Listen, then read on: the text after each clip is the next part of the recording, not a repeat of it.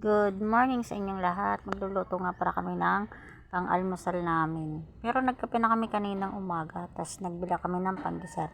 Nagbili lang kami ng 2 hotdog, 2 itlog na pinirito namin ngayon umaga.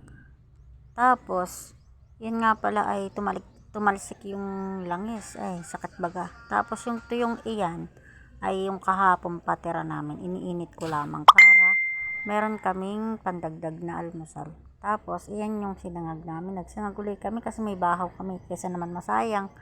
Kaya, yan, sinangag na namin. Para kami ay may mainit na kanin. Masarap. Mauubos namin talaga. Kulang pa sa anak.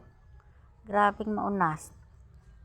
Yung isa ko nga palang anak diyan ay wala. Nandoon sa layasa. Naglalaro. Di namin makita. Kaya kami ay kumain na muna. Bala na siya mamaya kumain pagdating. Yan na, kakain na kami. Yan na nga pala yung ulam namin. Masarap yan kahit yan lang ang ulam namin. Masarap talagang kumain kapag maraming kasabay. Lalo na at kapamilya mo ang kasabay mo.